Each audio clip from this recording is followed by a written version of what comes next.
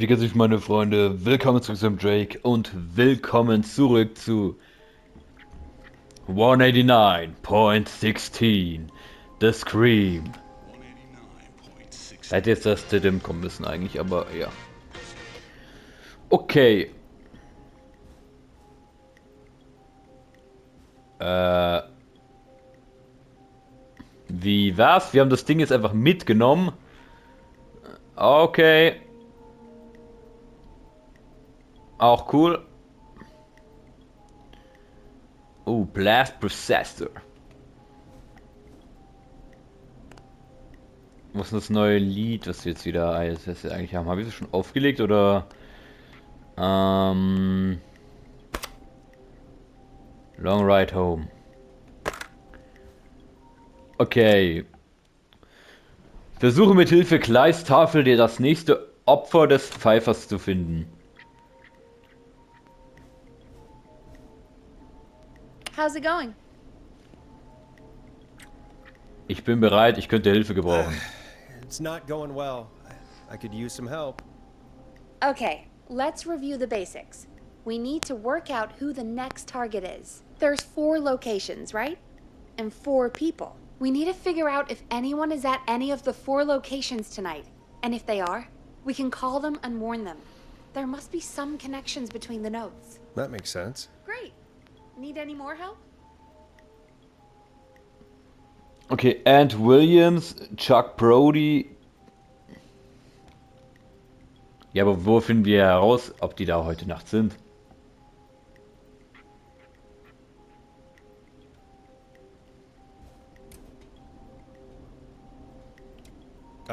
Yes, please. Sure. I think you should be methodical with this.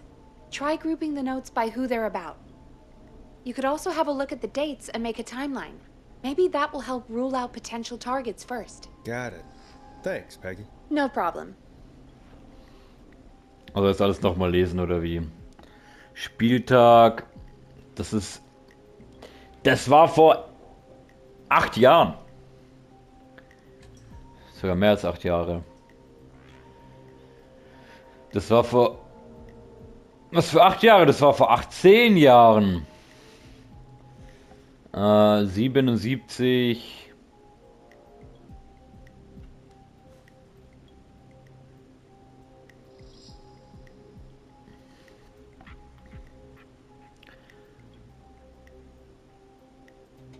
Chuck Brody. Athletikclub. Car-Club. Car-Club. Improvisations AG.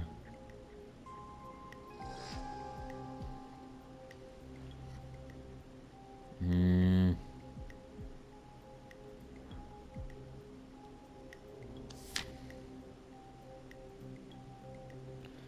Ähm. Nee, hier steht nicht drin, welcher Schuld hatte.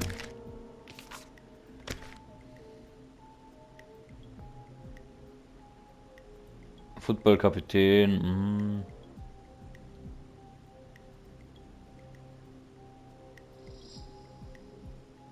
Aber wo ist er? Ende seiner Karriere, Genesungen.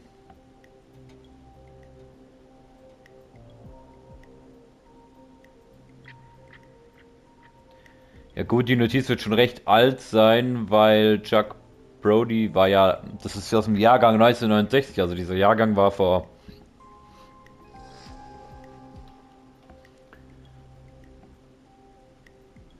Wir haben jetzt den 3. September 87, also. Hat hier ist auch was von 87. Liegen Sie Gesundheit sichert am Herzen. Ah.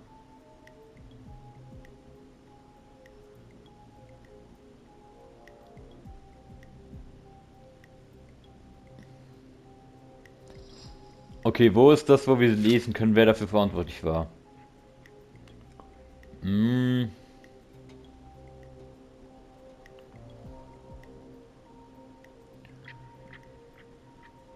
Ah, hier. Ähm. And Williams. Ja, And Williams ist hier dabei.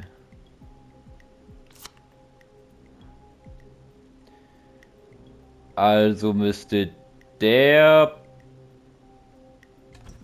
hier sein, ne? Das ist. Und Sicherheitskongress. Ja, Sicherheitskongress. Das ist dann vermutlich das Gebäude, oder?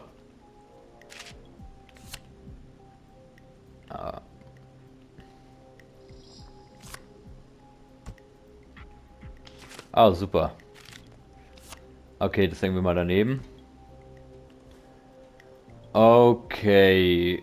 Kongresszentrum oder irgendwie sowas brauchen wir.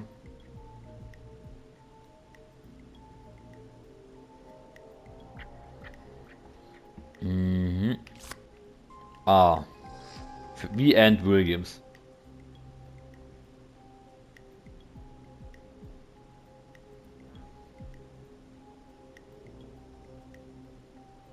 Mm. Oh, hier sind wir.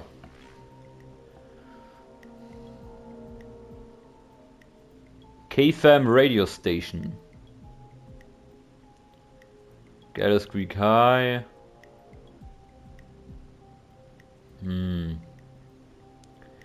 Ja, im Kongresszentrum, aber wo ist denn das?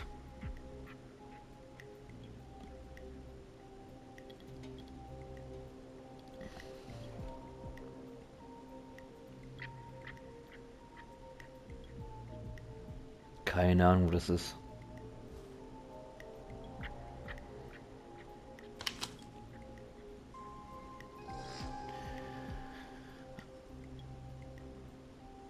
Der jährliche Kongress, wo ist denn der? In welchem Gebäude wird der abgehalten? Stadthalle oder wie sowas, ne? Gallows Creek High School.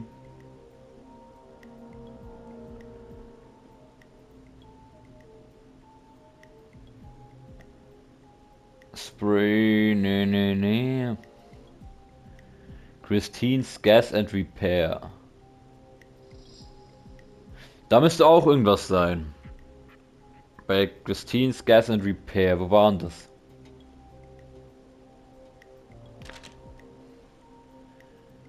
Christine wurde von einem Herrn verkauft worden, der Lotto gewonnen hat.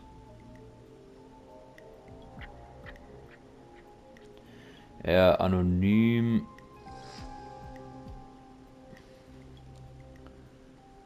Okay, dieser Lottogewinner könnte eventuell Chuck Brody sein.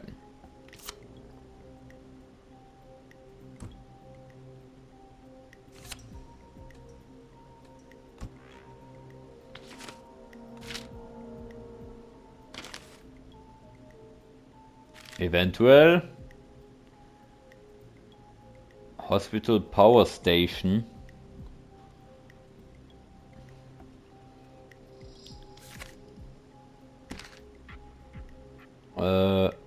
Empfiehlt einmal so schnell wie möglich Grippe impfen. Das scheint erstmal unwichtig.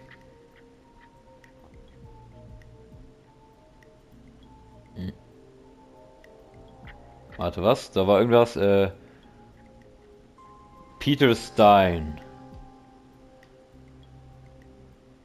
Nee, den Namen haben wir hier nicht. Wir haben noch Kim Walker. Ach so, nein, das ist die Ärztin. 1970.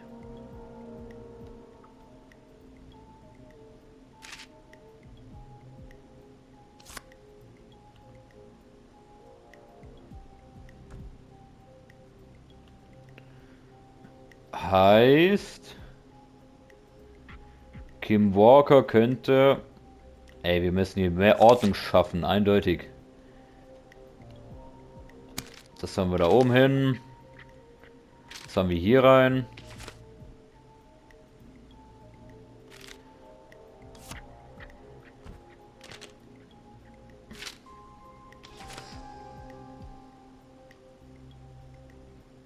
Nee, das gehört hier schon nicht mehr dazu. Okay, Chuck Brody könnte bei der Tankstelle sein. Dann haben wir hier noch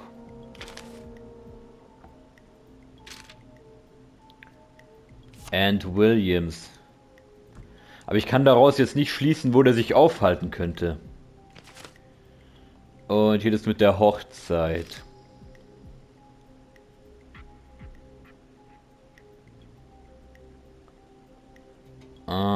Das hier ist Kraftwerk.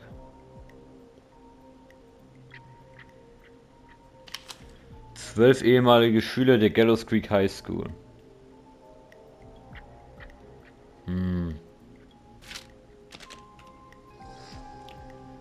Takes to Manhattan. Autorin. Wie hießen die nochmal?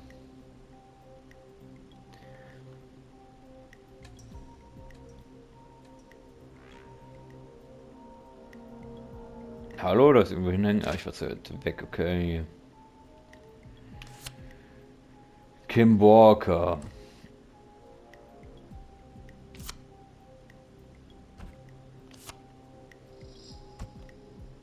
Und dann haben wir hier noch. Der wurde gekauft von Tyler Wallace. Das ist der Verkäufer. Ein paar Autos geklaut.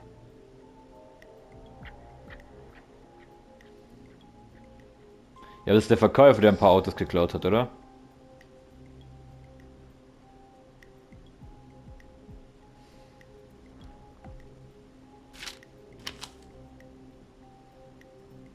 Naja, die Verantwortlichen waren ja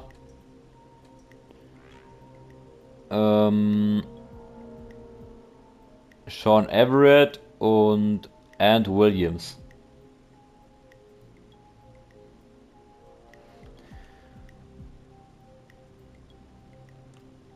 Aha, And Williams.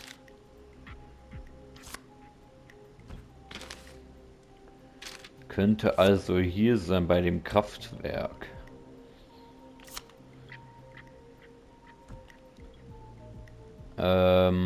Ja, das hier gehört auch noch dazu.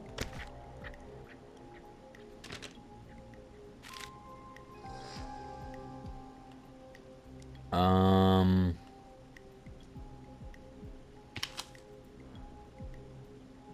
das hier. Okay.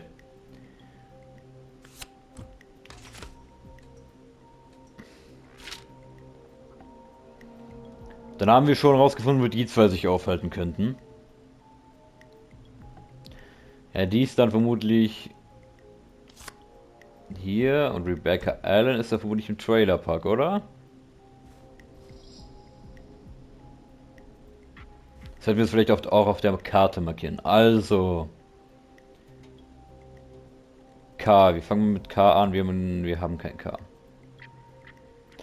Okay, dann A. Wo ist das Kraftwerk? Power Station A. W haben wir auch nicht, ne? Oder können wir hier die farbigen Pins, die können wir nicht mit hier rübernehmen, ne? Nee, das ist jetzt blöd halt. So müsste ich es mir jetzt mit der Farbe merken oder so. Chuck Brody. Und C müssten wir haben. Aber der ist... könnte bei der Tankstelle sein. Bei Christine's Gas and Repair.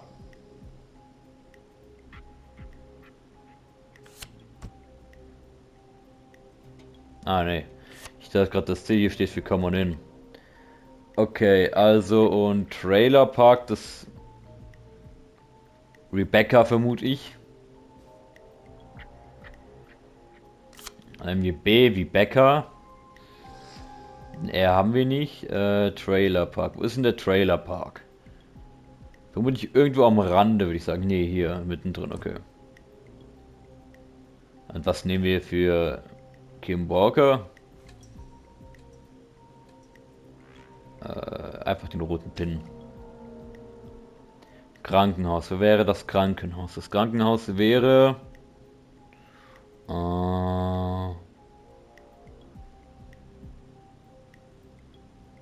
hier. How's it going? I'm ready, Peggy. Are you sure? We've only got one shot at this. Legen wir I'm los. sure. Let's do this. Okay, name first. Who do you think the target is?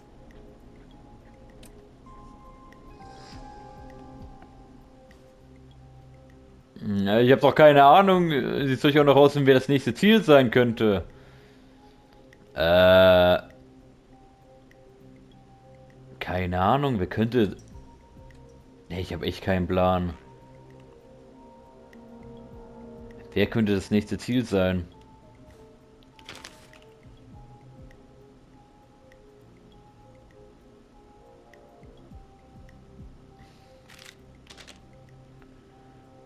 Das könnte zu der hier dazu hängen. Busbremsen, 5 Tote.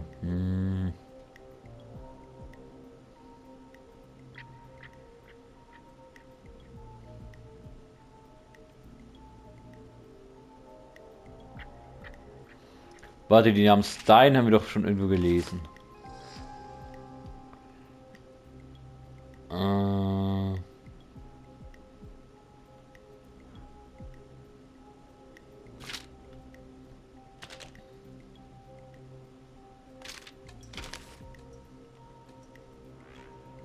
Lokale Legende zieht nach Manhattan.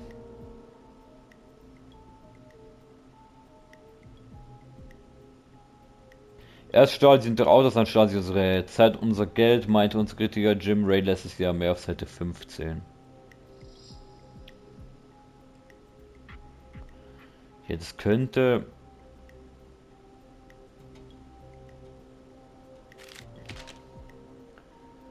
Das ist von 11.87. Das ist von 86.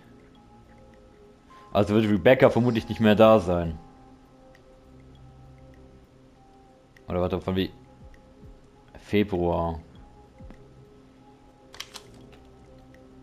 Aber ich weiß jetzt, wir wissen jetzt halt nicht, ob da... Es könnte sein, dass sie da nicht mehr ist und schon verkauft, weißt?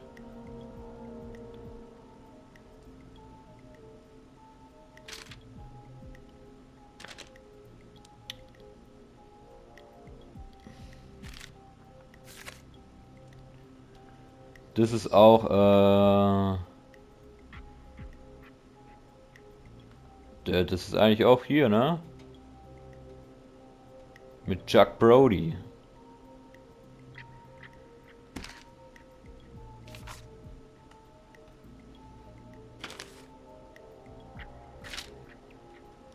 Okay, der wird jetzt vermutlich aber nicht arbeiten. Der wird auch nicht arbeiten. Ich sag Rebecca. Rebecca Allen. And where will I find them? The trailer park. Okay, I'm dialing. One moment.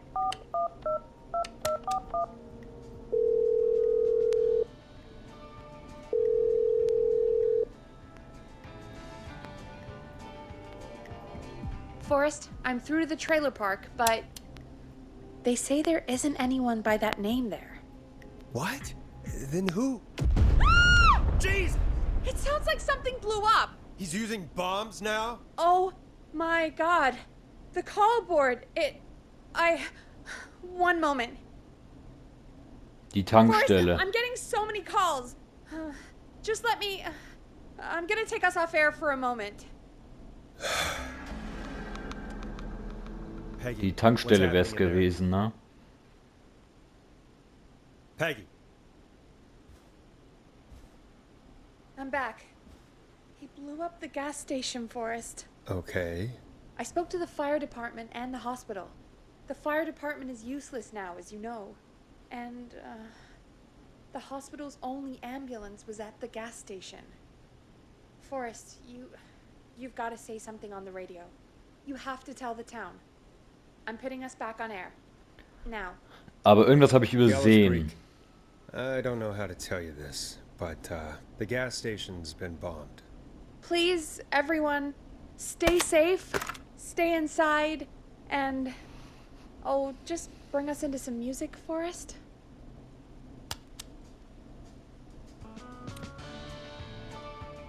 Here's some music while we regroup here on KFAM 189.16, The Stream.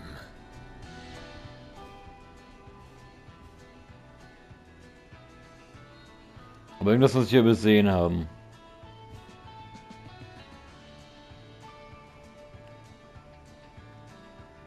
There's gotta be more in the 24-Stunden-Tankstelle. And if that's the case, we can get ahead of him. Stop Ja. the killings before they can happen. Forrest, we need to go back down. By Nee, we, da you ist halt mean die me, Sache. right? Yep, like I said. Es hätte sein können, dass der noch nicht verkauft ist und sie da noch lebt. Mannequin room you mentioned before. I still have a lot of questions about Nein, those, sie by war the ja way. schon Me umgezogen. too. Okay, ja. Ich weiß, was ich falsch gemacht habe. Es wäre die Tankstelle gewesen.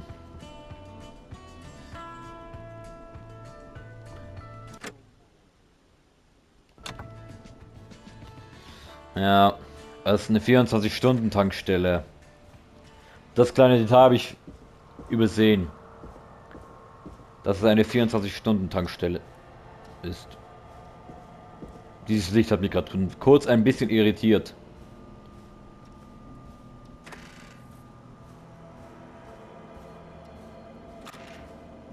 Eigentlich will ich hier nicht zurück.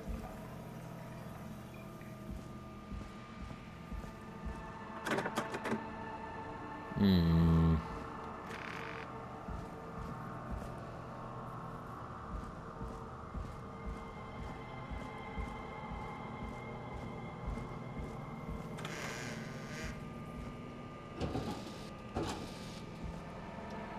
Und was soll ich hier jetzt machen? The key. Was this always here? I must have missed it when I brought everything upstairs. Aber für...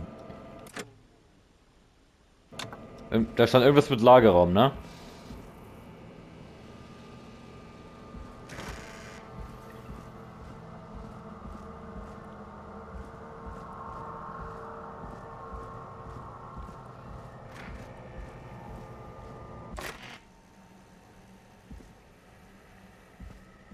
Hey, Forrest! Peggy, give me some warning before yelling down the intercom. Sorry. Buzz the intercom when you find something and want to discuss it. Peggy, I've found a tape and a map down here. A map of what? Looks like it might be to somewhere in this storage area. Weird. Well, maybe the tape will give us more information. Give it a play. Ich kann es hier abspielen. George Barrow.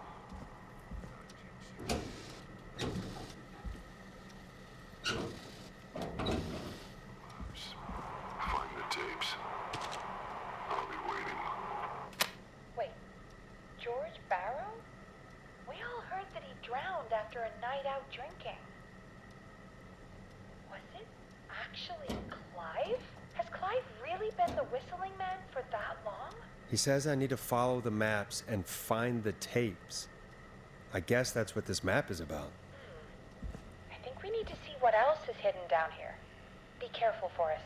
Keep looking. Buzz the intercom when you found something.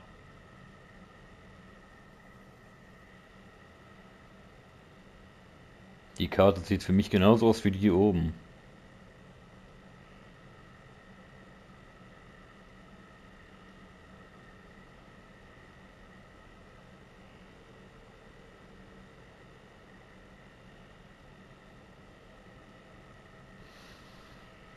Aber die Person, die vorher erledigt wurde, ganz am Anfang, die wir gespielt haben, weil ich glaube nicht, dass wir das waren, also Forrest, weil die Person ganz am Anfang wurde die offensichtlich erledigt. Das war bei Infinite Arcade. Müsste es gewesen sein. Weil rechts war K-Fam, dann kann geradeaus nur Infinite Arcade gewesen sein. Eigentlich.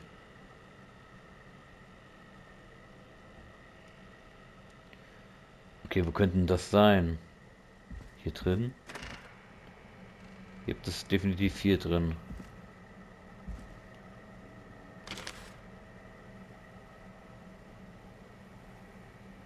Oh.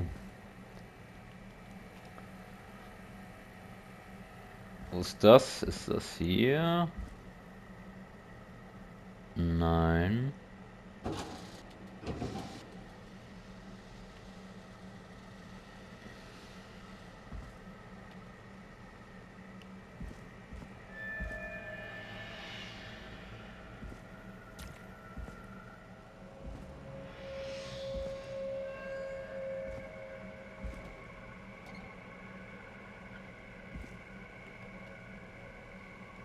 Okay, nee, das ist nicht hier.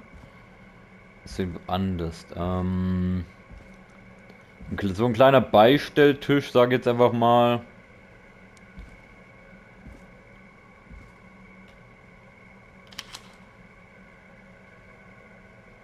Schrank mit Ventilator.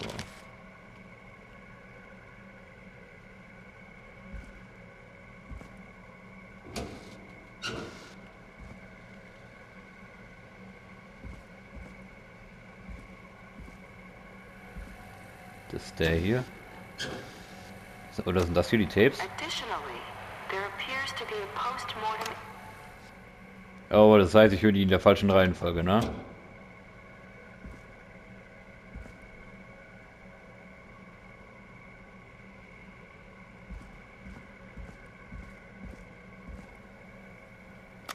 Time of autopsy is 7 a.m. Cause of death is asphyxiation from drowning. The degree of rigor mortis indicates that the subject has been deceased for 5 hours. That puts the time of death.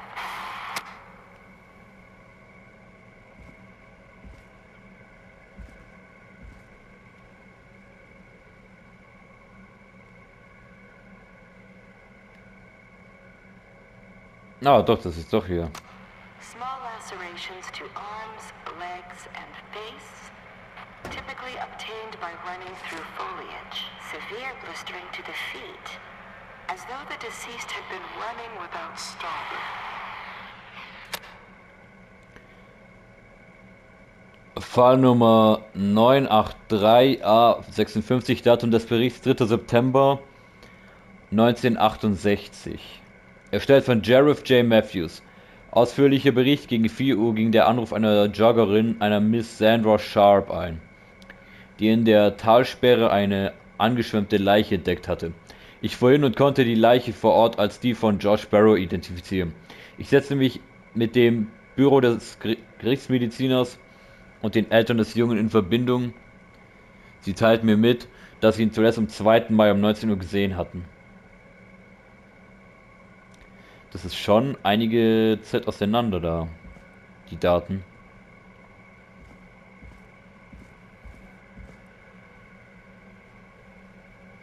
Der nächste wäre dann das hier. Preliminary toxicology results shows no signs of inebriation. However, a high amount of cortisol was found, indicating elevated levels of stress in the immediate moments before death. Okay.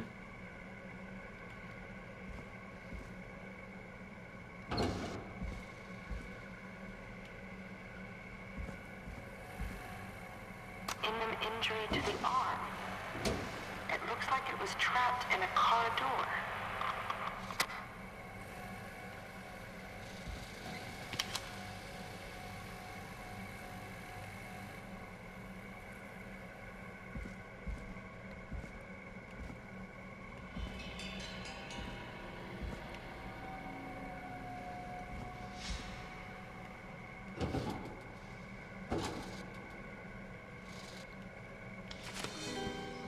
This has to be important.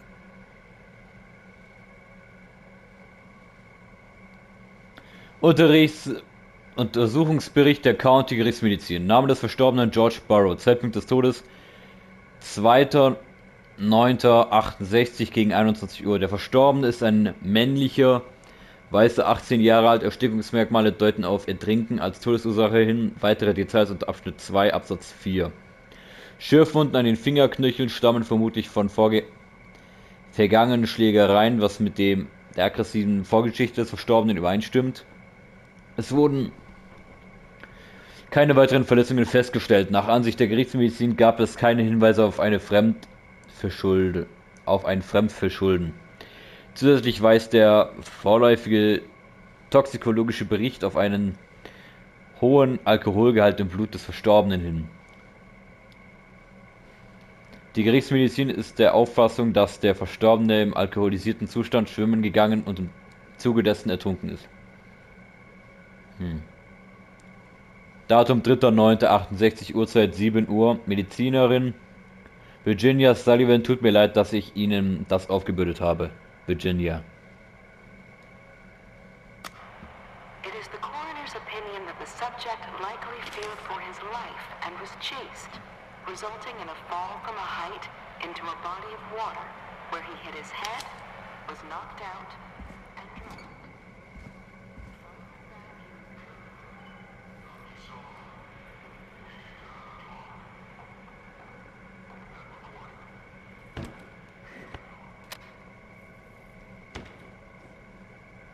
Ooh, a new vinyl for my collection.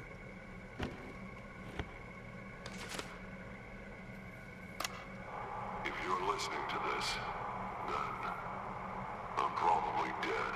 What the? I'm a man who likes to stay informed. I've got subscriptions to newspapers all over the country. A few weeks ago, I noticed headlines cropping up in those papers, one after the other. Each headline about a murder. Each murder, the death of someone I knew almost 20 years ago. And each one drawing closer to Gallows Creek. Drawing closer to the anniversary. None of us are innocent, but I don't think we deserve killing.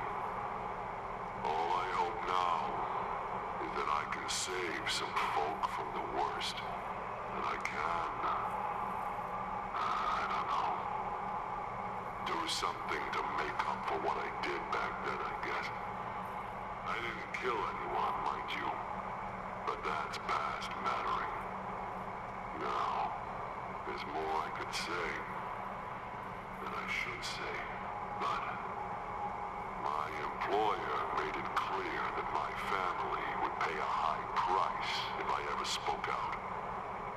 So, hopefully I've said enough for you, listener, whoever the hell you are, to start putting the truth together. What the hell? Peggy is not gonna believe this.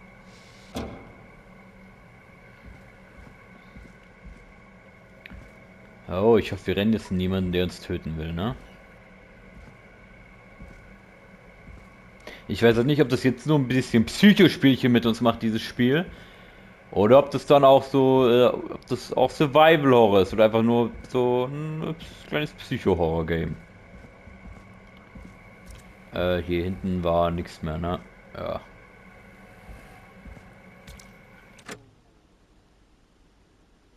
Folge den Hinweisen und besprichst sie über die Gesprächsanlage mit Peggy. What have you found, Forrest? It's an autopsy tape. Doesn't say for who, but I think it must be for George. Poor George. He was so young. Something's bugging me, Peggy. What do you mean? I swear I recognize the voice of the woman talking on the tape. I just can't place it. Seriously? Do you think you've met her before? I don't know. I mean, I just got here recently. I don't know. Found another tape. It talks more about how George died. What did it say? It sounds like he was running for his life. Sprinting through trees and bushes, getting cut up all over. What would drive someone to do that? I'm not sure yet. There's also a tape about a toxicology report. There were no signs of drinking or that he was on anything. What? But everyone said he went swimming drunk and drowned. It was in the newspaper and everything. I found a written autopsy report. What does it say? According to that, it's just like you said at the start. George drowned after getting drunk. Said he liked to fight, too. But that contradicts the tape. I know. And I think I know why. There's a note with a report that says, "I'm sorry I made you do this, Virginia." If it was on the autopsy report, then Virginia must be our coroner. Wait, the caller from earlier, when we had to call the takeout restaurants, wasn't her name Virginia? We need to call her back once we finish down here. It looks like she might know something about what's going on. I found a tape that introduces a new detail to the story. Post-mortem injury. Apparently, his arm got caught in a car door. A car door? Yeah, after he died. How do you suppose they can tell? How can they tell? I'm a radio producer, not a coroner. In another tape, the coroner comes to the same conclusion as I did. George was running from something. Maybe an animal? Maybe, but then there's this next bit, where the coroner thinks he was moved post-death. Moved the body? How weird. At the end of the tape, someone burst in and demanded Virginia stop recording. I think it was Clive. This is starting to make sense now. This is a conspiracy to cover up what happened to George. I think I found Clive's last recording. I think Clive might be gone. Gone? I found a confession. Not for any killings, but for playing a part in covering up George's death. He left this behind in case he died.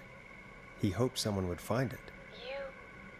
Do you think the Whistling Man already got him? Possibly. We've had a lot of callers tonight, but maybe not every victim made it to the phone, you know?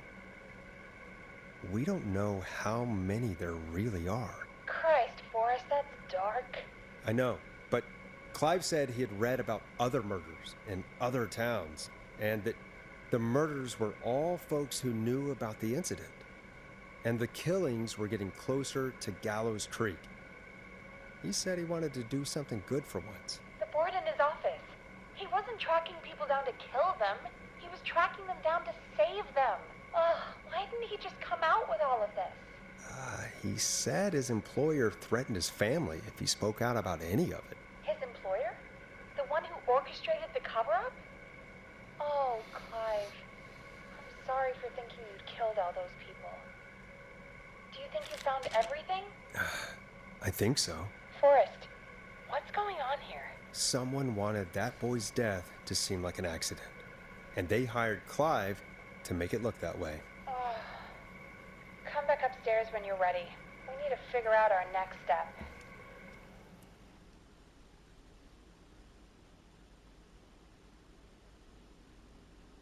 Thank God you're back, Forrest. I've been running out of stuff to pad our airtime with. Peggy, you work in radio. Forrest, I'm stressed. I mean, really, how are we supposed to keep a show going with all this happening?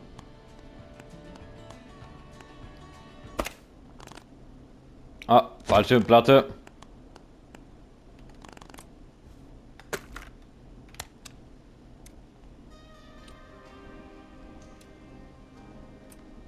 This is our job, Peggy. We gotta do it. You're right. So, what's the plan now? I think we should call Virginia back. All right, I'll get her on the line. Okay, Forrest, shut the music off. Hello again, Gallows Creek. This is Forrest Nash. We're circling closer to the truth behind tonight's events. To this end, we're calling back one of our earlier callers, Virginia Sullivan.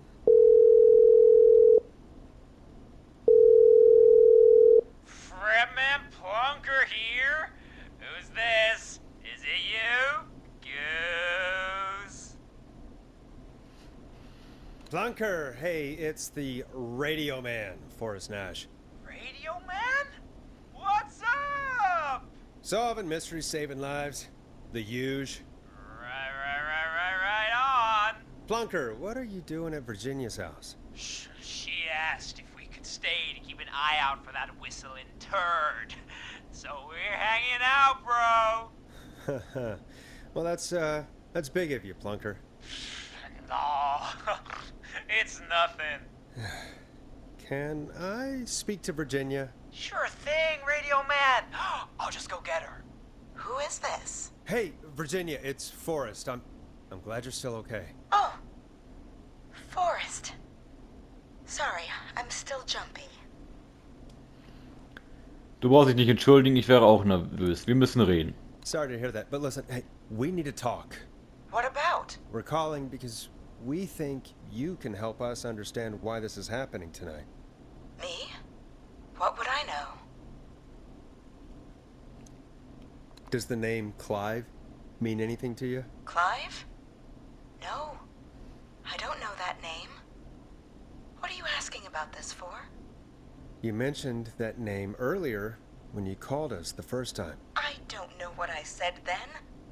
I was petrified, Forrest. Clive's the janitor at our station, and we know you spoke to him in the past. Forrest, please. You don't know what you're doing. He'll come for me. Virginia, it's okay. Clive won't be coming after you. We think Clive's dead. Dead? But isn't he? He's the whistling man, Forrest. Why are you so certain Clive's the whistling man? Because all those years ago, It's okay, Virginia. He's gone. We found evidence to suggest well... And we found your autopsy reports for George Barrow. How? I saw him destroy them. Well, he didn't. I don't know if he kept them or made copies or what, but we found them. And we know it's related to what's happening tonight, which is why we called you. Why did you write a false report? All right. One day, I came into work to find a boy on my slab. And as I finished the autopsy, this man, Clive, he just burst in. And he started making demands to give over the reports, to falsify what I found. Of course I said no. But, well, when someone wants to make you do something, they can use the carrot or the stick. For me, he used both. You see, my sister is sick. She has a chronic condition that's never going away. It's expensive to treat, and it was getting to where I couldn't afford it.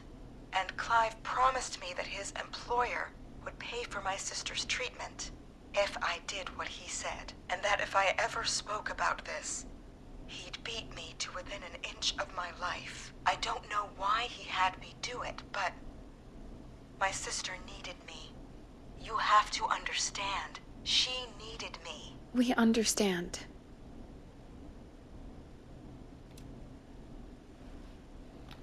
Thank you, Virginia.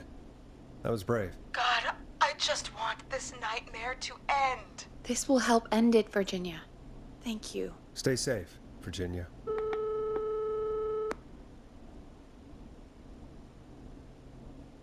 So, Virginia's tied up in all of this. Clive threatened her to keep quiet about George's death. But for who? Why cover up these details? We could try Sandra. What would Sandra know? I don't know, but we have to start somewhere. Anyway, just be careful when you're talking to her. Don't push too hard. We don't want her to hang up. I'll be careful. All right, calling her now. Hopefully she's at her jazz studio. Okay, aber dann würde ich sagen, lasst ein Like und ein Abo, wenn es euch gefallen hat und ihr mehr sehen wollt. Und dann sehen wir uns beim nächsten Mal wieder. Ciao.